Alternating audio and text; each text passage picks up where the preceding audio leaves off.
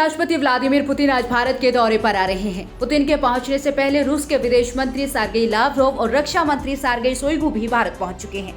दोनों मंत्रियों ने अपने समकक्ष डॉक्टर एस जयशंकर और राजनाथ सिंह से मुलाकात की। इस मुलाकात के बाद बैठकों का दौर शुरू हो गया। रक्षा मंत्री राजनाथ सिंह और रूस के रक्षा मंत्री ने नई दिल्ली में बैठक की।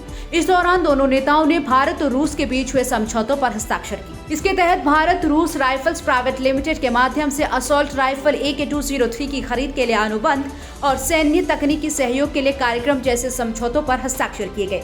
वहीं बैठक के दौरान रक्षा मंत्री राजनाथ सिंह ने कहा कि उभरती भू राजनीतिक परिस्थितियों में वार्षिक भारत रूस शिखर सम्मेलन एक बार फिर दोनों देशों के बीच विशेष रणनीतिक साझेदारी के महत्वपूर्ण महत्व की पुष्टि करता है। राजनाथ सिंह ने कहा कि रक्षा सहयोग हमारी साझेदारी के सबसे महत्वपूर्ण स्तंभों में से एक है।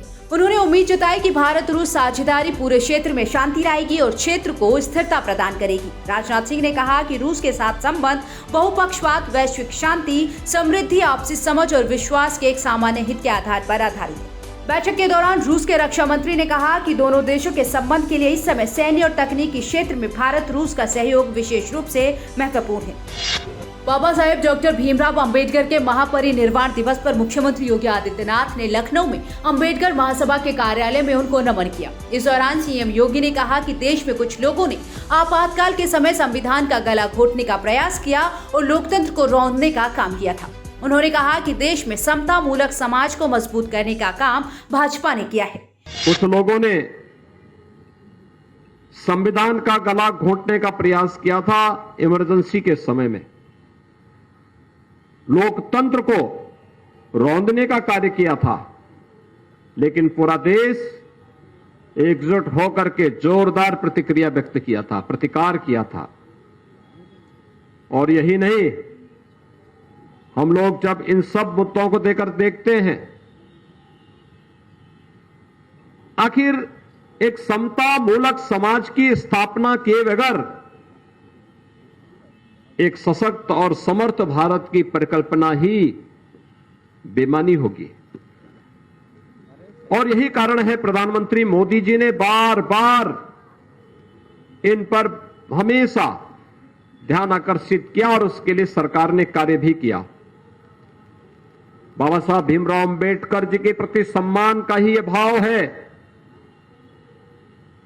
कि आज पूरा देश 26 नवंबर की तिथि को बाबा साहब भीमराव अंबेडकर के प्रति अपनी श्रद्धा को व्यक्त करने के लिए संविधान दिवस के रूप में मनाता है।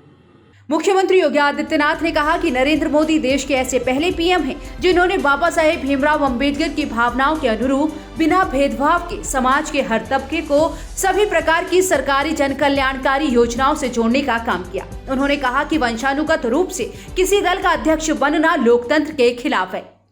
बाबा साहब भीमराव अंबेडकर को आजादी के बाद जो सम्मान मिलना चाहिए था, पिछली सरकारों ने नहीं दिया। देश के प्रधानमंत्री के रूप में मोदी जी पहले प्रधानमंत्री हैं जिन्होंने इस देश के अंदर बाबा साहब भीमराव अंबेडकर की भावनाओं के अनुरूप भारत के निर्माण के लिए बिना भेदभाव के समाज के प्रत्येक तबके को शासन की कल्याणकारी योजनाओं के साथ जोड़ने का कार्य किया। ये अनुसूचित जाति जनजाति के बच्चों की स्कॉलरशिप को रोकने का काम किसने किया था? 2016 में समाजवादी पार्टी ने कर दिया था।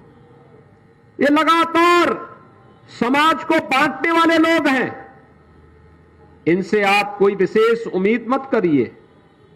ये विभाजनकारी मंशा के साथ देश के संविधान और भारत के उन महापुरुषों का अपमान करेंगे जिन लोगों ने देश के संविधान के निर्माण में योगदान किया, जिन्होंने समाज के रूढ़िगत और विपरीत तमाम उन विसंगतियों को दूर करने के लिए आवाज उठाई। कुछ लोगों को अच्छा नहीं लगता और यही कारण है कि बाबा साहब भीमराव अंबेडकर के बारे में भी पिछली सरकारों में जो गलत टिप्पणियां होती थी, आज वे लोग अपने कृत्यों की सजा स्वयं भी भुगत रहे हैं। सीएम ने कहा कि हमारी सरकार ने बाबा साहब पर रिसर्च करने वालों को आर्थिक मदद दी। पहले दलितों की जमीन पर कब्जा होता था, लेकिन अब ऐसा नहीं है।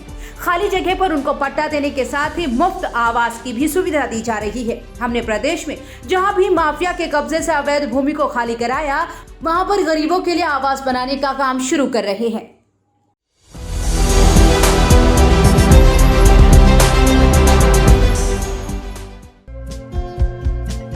हमारे चैनल को लाइक, शेयर और सब्सक्राइब जरूर करें और नई अपडेट्स के लिए बेल आइकन दबाना ना भूलें।